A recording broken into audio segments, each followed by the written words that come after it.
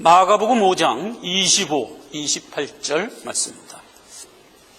12회를 혈루증으로 앓는 한 여자가 있어 많은 의원에게 많은 괴로움을 받았고 있던 것도 다 허비하였으되 아무 효험이 없고 도리어 더 중하여졌던 차에 예수의 소문을 듣고 무리 가운데 섞여 뒤로 와서 그의 옷에 손을 대니 이는 내가 그의 옷에만 손을 대어도 구원을 얻으리라 하밀러라. 아멘.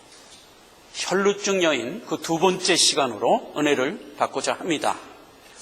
자, 혈루증 그러면 생명병입니다.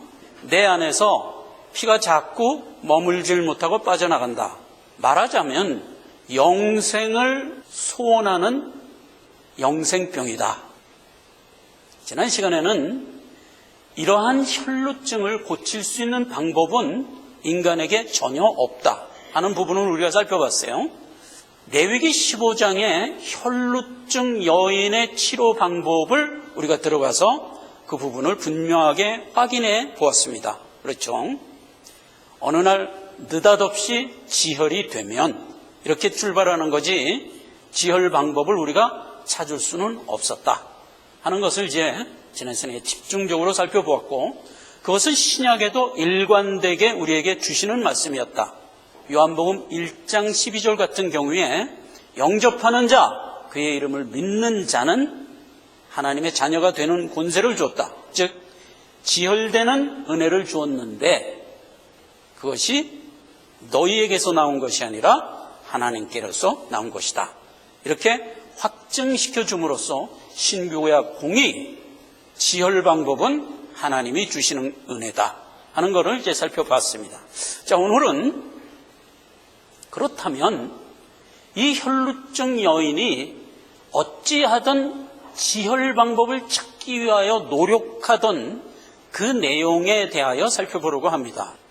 혈루증은 그 자체가 이제 병으로서 표적에 담아서 우리에게 주셨는데, 표적에 담아 주었던 여러 가지 병들을 보면 귀신에 잡혀 있는 경우, 문둥병, 소경, 나면서부터 안진뱅이, 이런 사람들이 고침을 받는 내용을 표적에 담아서 우리에게 주셨단 말이에요. 그러면 그러한 모든 병의 질환들은 무엇을 바라보라는 얘기였어요? 하나님을 향하여 구원을 얻지 못하여 전전긍긍하고 있는 불신 상태의 우리의 모습에 대한 비교였다고요. 소경, 그러면 하나님의 말씀에 대해서 전혀 못 보는 우리의 모습.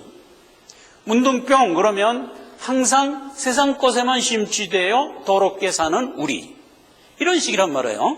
혈루증, 그러면 이 모든 것이 종합되어 제시되고 있는 표적이에요. 생명이 내 안에 머물러 있지 못한다는 의미의 영생을 갖지 못하는 데서 오는 어떤 갈급함에 대한 표적이란 말이에요. 그러니까 이 영생병은 표적에서는 병이지만 우리에겐 뭐예요? 복이다 말이에요. 이게 복이라는 얘기를 이왕이 예수님은 산상수훈에서 했어요. 우리가 산상수훈에서 팔복을 봤죠. 그 팔복이 바로 영생을 갖기를 원하여 갈급해하는 자들이 가지고 있는 그 마음의 갈등을 8가지로 분해해서 우리에게 설명해 줬던 거예요. 그걸 다시 한번 볼까요? 우리가 지난번에 팔복에 대해서는 이미 알아봤으니까 우리가 제목만 보자고요. 심령이 가난한 자는 복이 있나니 천국이 저희 것이며, 애통하는 자는 복이 있나니 저희가 위로를 받을 것이며, 이렇게 출발되는 거잖아요. 영생을 갖기를 원하여 갈급하는 자들이 가지고 있는, 말하자면 심리 상태들이 그런 모습이었단 말이에요. 온유한 자는 땅을 겹으로 받는다. 의에 줄이고 목마른 자는 결국 배부를 것이다. 긍휼히 여기는 자는 긍휼히 여김을 받을 것이다.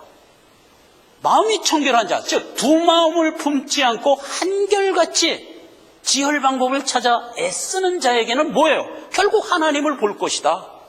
의를 위하여 핍박을 감수하면서 나가는 자는 결국 천국이 저희 것입니다. 혈루증, 즉 영생을 내 몸에 머무르기 위하여 애쓰는 자를 하나님이 택한 자에게 그 마음의 성종으로 주신 거란 말이에요. 그렇기 때문에 모든 믿는 자는 믿음을 갖기까지 말하자면 갈등을 겪고 있다가 하나님이 제시하는 복음의 믿음으로 나오게 되었던 것이다. 이러한 혈루증을 보이는 믿음의 자녀들이 결국은 천국을 자기의 것으로 취할 것인데, 한 개인이 자기에게 임하는 영생을 갖기까지의 그 일생을 이렇게 보면 천국을 향하여 침노하는 모습이다 이 말이에요. 그래서 이제 성경은 그 얘기를 세례 요한 때부터 지금까지 천국은 침노를 당하나니 침노하는 자는 빼앗느니라, 이렇게 얘기를 했던 거예요. 그러니까 예수 그리스도가 오셔서 복음을 우리에게 선포한 성육신 이후부터는 천국은 침노를 당하는 거예요. 이걸 영어로 들어가 보면요, take force예요. 강제로 빼앗는다, 이런 의미예요. 여기 오늘 본문 말씀에서도 그랬잖아요. 12의 혈루증 앓는 여인이 지혈 방법을 찾으려고 백방으로 노력을 했다 하는 얘기가 결국은 침노하는 모습이었다 이 말이죠. 그래서 그건 복이었다. 예수님이 가리키는 벽도부터 사실은 이것부터 가르쳐 준 거예요. 이런 의미에서 혈루증 표적은 부속에 대하여 종합적인 표적이었다.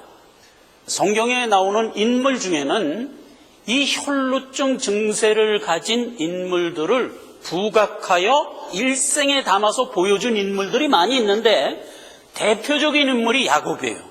그 다음에 이제 신학에 들어오면 지금 여기 얘기한 혈루증 여인 표적에 담아준 그 여인하고 또 하나 수로보니게 족속의 여인, 이렇게 이제 우리가 꼽을 수가 있어요. 그래서 오늘 그 두 인물을 좀 살펴보면 우리가 가진 이 혈루증이 얼마나 복된 것인가 하는 것을 다시 한번 우리가 알게 됩니다. 먼저 야곱입니다. 창세기 25장 21절 이하 몇 구절을 일단 읽고 시작을 하겠습니다. 여호와께서 그 간구를 들으셨으므로 아내 리브가가 잉태하였나이다. 아이들이 그의 태 속에 서로 싸우는지라 그가 가로되 이 같으면 내가 어찌할꼬 하고 가서 여호와께 묻자온대, 여호와께서 그에게 이르시되 두 국민이 내 태중에 있구나. 두 민족이 내 복중에로부터 나누이리라. 이 족속이 저 족속보다 강하겠고 큰 자는 어린 자를 섬기리라 하셨더라. 먼저 나온 자는 붉고 전신이 갑옷 같아서 이름을 에서라 하였고, 그 후에 나온 아우는 손으로 에서의 발꿈치를 잡았으므로 그 이름을 야곱이라 하였으며. 이 얘기를 지금 누구에게 준 얘기냐면 야곱의 어머니인 리브가에게 준 얘기예요. 리브가하고 이삭이 자녀가 없으므로 하나님께 기도를 했어요. 그러니까 이제 하나님이 좋다, 내가 너에게 자녀를 주마 하고서는 이 얘기를 준 거예요. 신약에 들어오면 로마서에서 재해석했어요.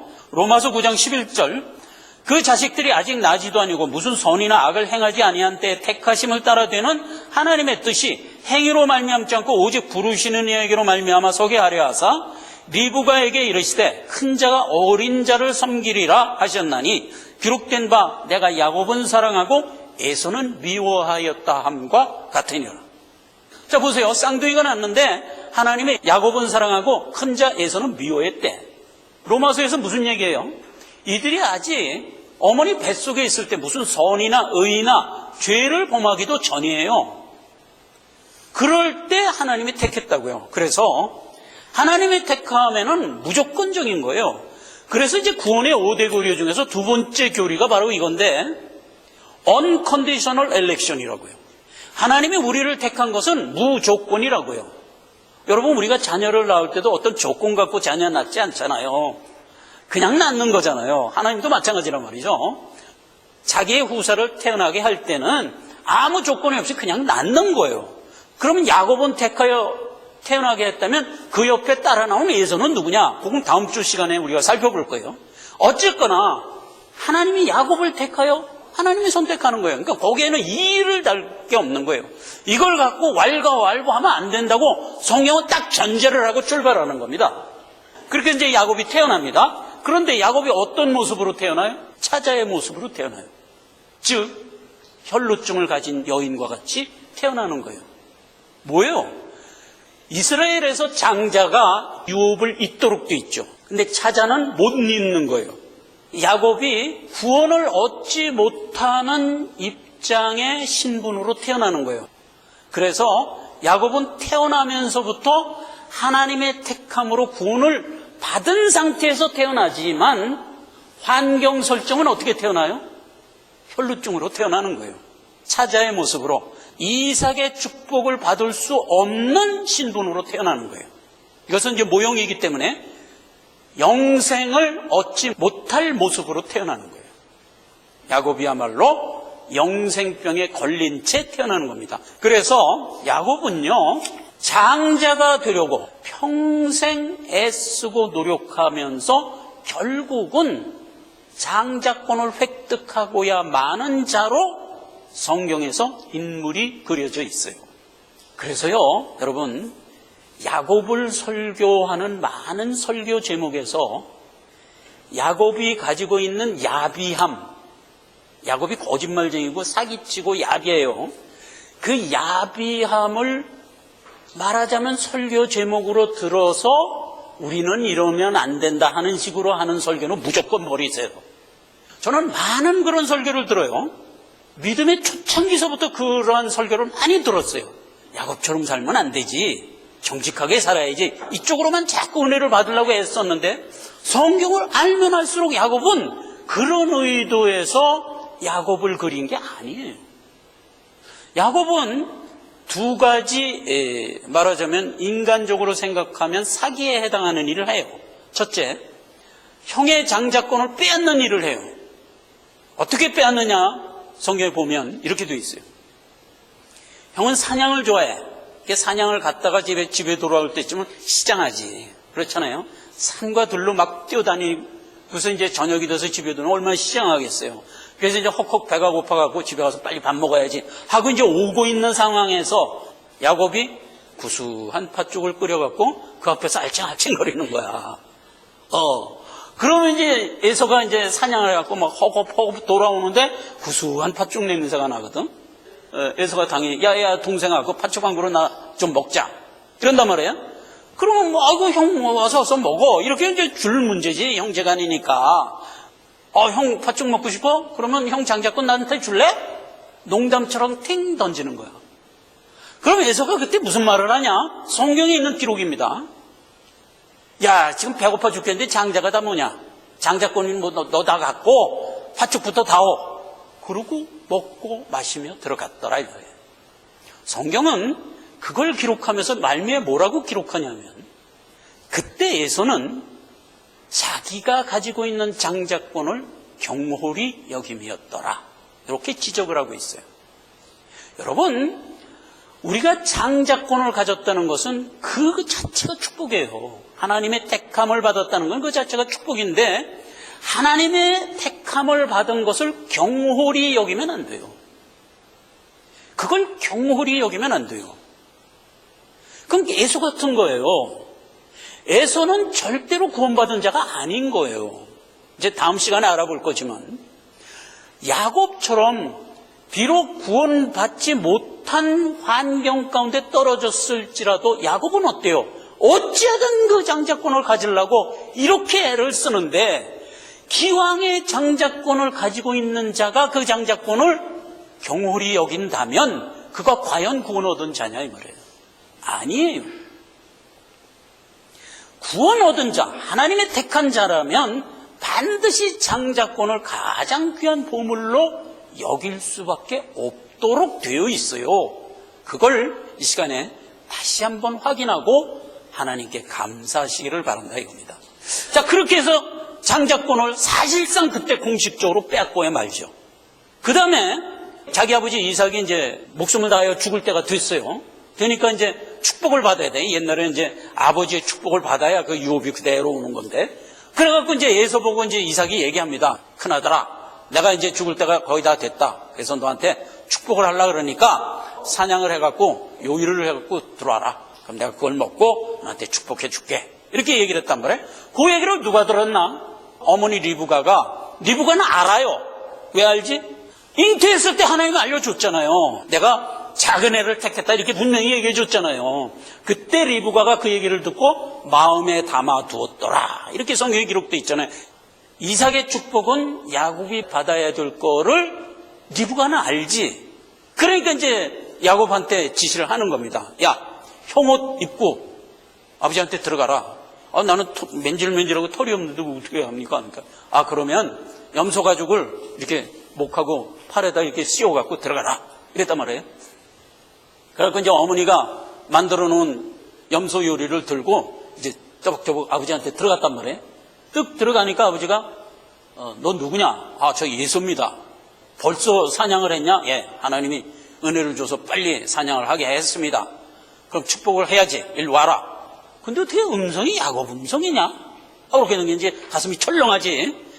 아닌데요. 나 예선데요. 그러니까 그래? 그러면은 눈이 어두워서 이제 못 보는 거야. 그러니까 일로 가까이 와라. 냄새라도 맡아보자. 그러니까 냄새 맡아보니까 에서의 옷을 벗으니까 에서 냄새가 날 밖에. 냄새는 에서 냄새인데? 에서는 털이 많은데 한번 만져보자. 이렇게 딱 만져보니까 염소 가죽으로 이렇게 이제 덮었으니까 털이 많잖아요. 털이 많구나. 에서 맞네. 일로 와라. 축복해줄게. 그러고서 축복을 해줬어요. 그리고 야곱은 그 축복을 받고 나가자 에서가 뒤따라 들어오는 겁니다. 그래갖고 이제 에서는 그 축복을 못 받습니다. 야곱은 장자권을 갖지 못한 사자의 모습으로 태어난 것이 하나님이 설정해 놓은 밭이었어요. 그럼에도 불구하고 야곱은 장자권을 꼭 내 것이 되게 해야 되겠다는 소욕을 이기지 못했던 사람이에요.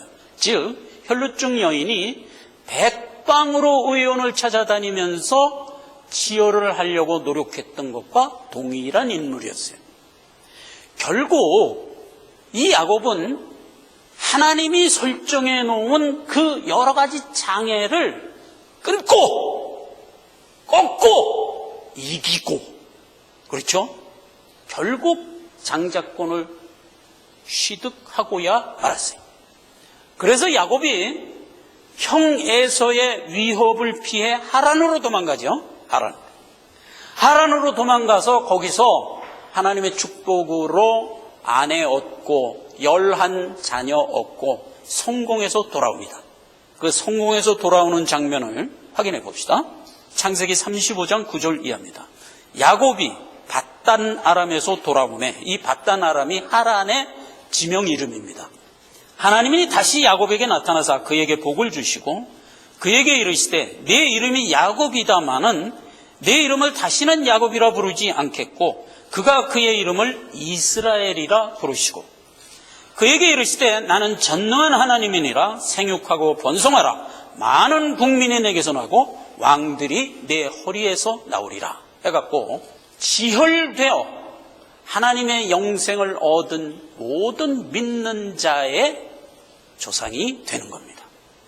이게 야곱만의 얘기가 아니요, 오늘날 우리 얘기를 하고 있는 겁니다.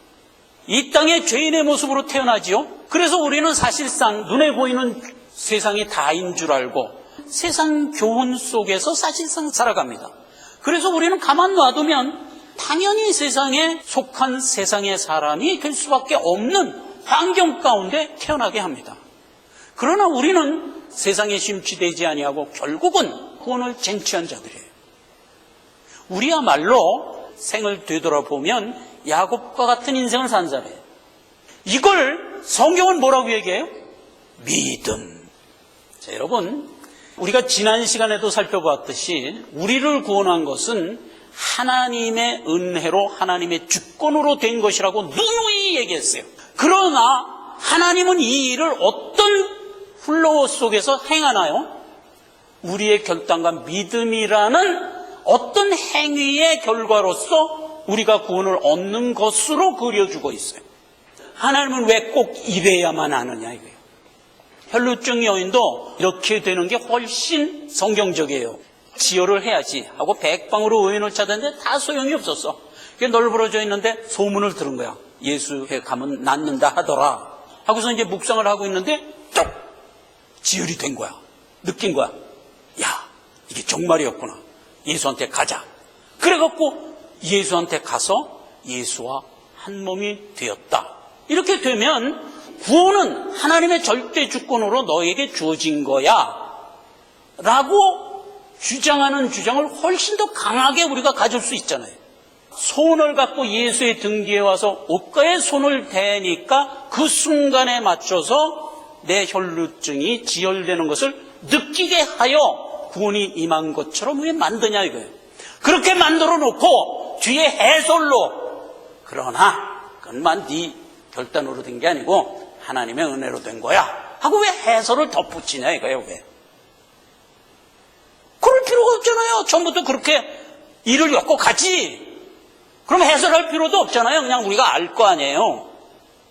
그런 의문이 든단 말이에요. 왜 믿음을 통하여만 구원이 나에게 임하는 것과 같은 어떤 모멘텀을 만들어야만 하시느냐 이 말이에요. 그 이유를 우리가 알아야 돼요.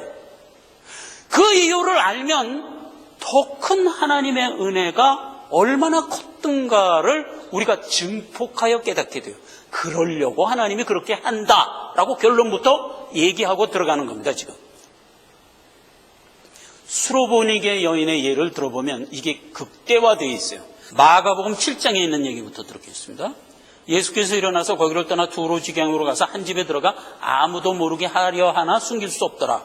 이때 25절 더러운 귀신 들린 어린 딸을 둔 한 여자가 예수의 소문을 듣고 와서 그 발 아래 엎드리니 그 여자는 헬라인이요 수로보니게 족속이라. 그러니까 뭐예요 이게? 이방인이라는 얘기예요. 자기 딸에게서 귀신 쫓아내 주시기를 간구했단 말이에요. 예수께 가서. 그랬더니 예수께서 이르시되 자녀로 먼저 배불리 먹게 할지니 자녀의 떡을 취하여 개들에게 던지는 게 마땅치 않다. 그리고 거절을 했어요. 그랬더니 여자가 맞습니다. 그러나 상 아래 개들도 아이들이 먹던 부스러기를 먹지 않습니까? 내가 비록 개지만 나도 주님이 던져주는 떡을 먹고 살아가지 않습니까? 비록 주워 먹지만 이렇게 얘기를 했단 말이에요. 그랬더니 예수님이 이 말을 함으로 딸아 내 믿음대로 되라. 그래갖고 딸의 귀신 들린 걸 고쳐줬어요. 마태복음에 갈까요? 조금 더 신랄하게 돼 있어요. 마태복음 15장 25절. 예수께서 거기서 나가서 두로와 시돈 지방에 들어가니 두로와 시돈이 뭐예요? 이방의 대명사죠. 이방의 대명사. 가나안 여자 하나가 아까는 수로보니게 쪽 헬라인 여자라고 그랬어요. 여기서는 뭐예요? 아주 근본을 삼아줘요. 옛날에 가나안 여자였대. 가나안 여자는 뭐예요? 악한 족속이잖아요. 진멸의 대상, 그게 가나안 족속이잖아요. 그 가나안 여자 하나가 그 지경에서 나와서 소리질러 가로되 주 다윗의 자손이여 나를 불쌍히 여기소서 내 딸이 흉악히 귀신 들렸나이다. 아니 예수께서 대답하여 가라사대 나는 이스라엘 집에 잃어버린 양 외에는 다른 데로 보내심을 받지 아니하였노라 하신데 여자가 와서 예수께 절하며 가로되 저를 도우소서. 대답하여 가라사대 자녀의 떡을 취하여 개들에게 던지는 게 마땅치 않어. 그리고 또 거절을 했어요. 그랬더니 여자가 와서 옳소이다마는 개들도 제 주인의 상에서 떨어지는 부스러기를 먹나이다. 그랬더니 예수가 그 말 끝에 뭐라고 얘기하느냐? 이에 예수께서 대답하여 가라사대 여자야 내 믿음이 크도다. 내 딸이 귀신에게서 놓여 났느니라 하고 선언을 하는 겁니다. 지금 수로보니게 여인이야말로 극심하게 혈루증이 들린 여자예요. 내 딸의 얘기나 내 얘기나 동일한 얘기예요. 그래서 내 딸이 지금 귀신 들렸어요. 그 귀신을 쫓아내야 되겠는데 백방으로 노력해야 소용이 없어요. 예수께 가면 된다더라 해서 갔어요. 그럼 지금 환경 설정이 뭐예요? 우선 복을 받은 거예요. 혈루증에 걸렸으니까. 그렇죠? 복을 받은 거예요. 그럼 그 복을 받고 예수께 갔어요. 갔으면 혈루증 여인처럼 딱 예수께 손을 댔더니 팡 하고 나야지. 그랬는데 이 수로보니게 여인은 거기서 한 단계를 더 깊이 들어가게 만들어. 예수님이 어떻게 만드냐? 예수께 나와서 예수님 내가 왔습니다. 고쳐주십시오. 그랬더니 예수님이 야 너는 이방인이잖아. 안 돼. 그리고 딱 거절을 한 거예요. 그러면 아휴 나는 안 되는구나 하고 나가 자빠져야 되는 거잖아요. 그런데 이 여자는 어떻게 했어요? 아니요. 예수님 아니요. 상 아래 개들도 그 아이들이 먹던 부스러기를 먹지 않습니까? 내가 비록 개지만 나는 주님이 주는 떡을 먹어야만 되겠습니다. 그리고 또 나온 거예요. 그러니까 예수님이 기다렸다는 듯이 바로 그 믿음이다. 구원을 받으라. 이렇게 된 거예요. 예수께 나와서 그 옷가에 손만 대면 구원을 얻으리라 했던 믿음도 큰 믿음이에요. 근데 그렇게 나왔는데, 야 이놈아, 너는 내 옷에 손댈 필요가 없어. 너는 처음부터 구원 못 받을 놈이야. 이렇게 한번 예수님이 짐짓 거절을 했어요. 그랬는데도 불구하고 아니요, 나는 예수께 나와서 구원을 받아야만 되겠습니다. 너는 개야. 개들도 예수님이 주는 떡을 먹지 않습니까? 하고 끝까지 붙들고 늘어진 거예요. 끝까지. 그러니까 예수님이 이 믿음이 크도다 하고 구원을 베풀었어요. 그러니까 예수님은 지금 우리에게 환경 설정이 지금 야곱처럼 사자의 모습으로 일단 환경 설정을 해요. 그러니까 구원과 상관이 없는 자로 일단 만들어요. 그래 놓고서 온갖 역경을 말하자면 야곱 앞에 펼치는 겁니다. 야곱은 그걸 꺾고 끊고 이기고 하면서 결국 나오지요. 그래갖고 맨 마지막에 야복강가에서 에서가 400인의 군대를 거느리고 야곱을 죽이려고 왔을 때 야곱이 그때 하나님께 결사적으로 기도하죠. 하나님, 나를 구원하소서. 하필 하나님이 일부러 천사를 쓱 보내는 거야. 천사를 붙들고 나를 축복하라. 천사가, 야 이건 놔라. 그럼 이제 짐짓 가는 거야 자꾸. 그래, 너를 축복할게. 이 말을 안 하는 거야 일부러. 안 하고 놔라 그러고 가는 거야. 야곱은 가려는 천사를 놔줬나요? 안 놔줬어요. 딱 다리를 붙들고 당신이 나를 축복하기 전에는 못 놔줍니다 하고 꼭 붙들은 거예요. 그랬더니 천사가 도저히 야곱을 떨쳐낼 수가 없어갖고 야곱의 환도뼈를 쳐버렸어요. 그러니까 뭐 환도뼈가 부러졌지. 그때서야 천사가 야곱의 손아귀에서 벗어나와서 하는 말, 이제부터 너를 이스라엘이라 하리라. 하나님을 이긴 자라 하리라. 이렇게 선언을 하고 에서의 위협으로부터 구원을 받는 모습으로 사건이 이어가잖아요. 오늘 수로보니게족 여인이 똑같은 거예요. 예수님이 너는 아냐? 너는 내가 생각하는 내 자녀가 아니야. 이방인 개야. 이러면서 거절을 했을 때 이 수로보니게 여인이 끝까지 예수님을 붙들고 늘어져서 결국 그 믿음이 크도다 하는 칭찬과 함께 구원을 받은 거다. 하나님은 우리에게 성화의 여정을 살아갈 때 애당초 설정을 죄인의 모습으로 출발시켜요. 왜 그랬죠? 우리를 성화시키려고. 그래서 쭉 죄 중에서부터 우리를 자라서 결국 완성의 자리로 이끌어요.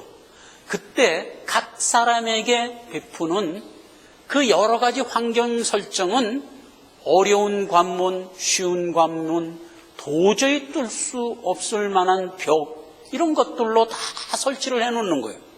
그럼 우리가 그거를 하나하나 믿음으로 뚫고 나가서 결국 하나님이 내 믿음이 크도다, 내 믿음대로 되라 하면서 우리에게 구원을 제시하는 방법으로 우리에게 임한 구원을 확인시켜 주세요.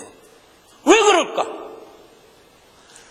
왜 이런 과정을 걸쳐서 확인시켜 주는 이유는 생명이 임하되 더 풍성히 임하는 자가 되게 하려는 하나님의 의도였다 이 말이에요.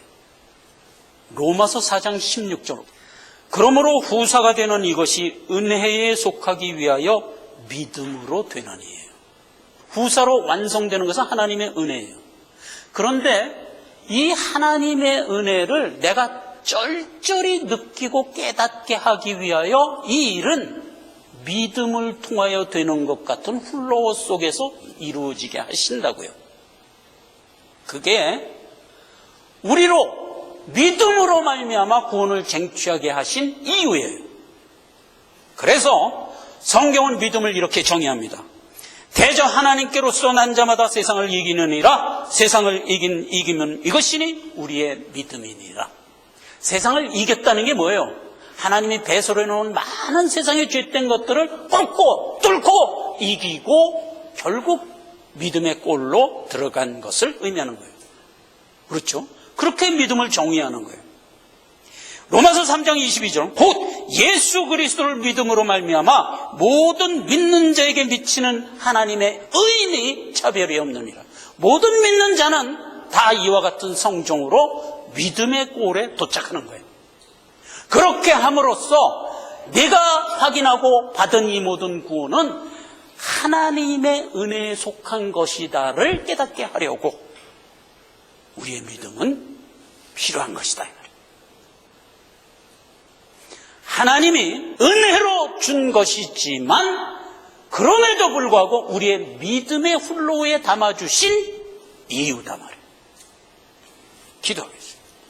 하나님 아버지 은혜를 감사합니다. 오늘 혈루증 여인 두 번째 시간, 수로보내개족 여인의 믿음, 야곱이 보여준 믿음, 곧 우리가 가지고 있는 믿음임을 확인했습니다. 우리가 가지고 있는 천성의 소망은 누구도 꺾을 수 없는 것임을 확인하고 하나님께 다시 한번 감사를 드립니다. 우리가 가진 이 꺾을 수 없는 영생의 소망이 마침내 우리로 하여금 하나님의 성산에 도착하게 하며 이로써 하나님이 우리에게 베풀어 주신 은혜가 얼마나 큰가를 다시 한번 깨닫습니다. 오늘 이 깨달음을 가지고 하나님 한 해를 힘차게 살아가고자 하오니 축복하옵소서. 예수님의 이름으로 기도했습니다.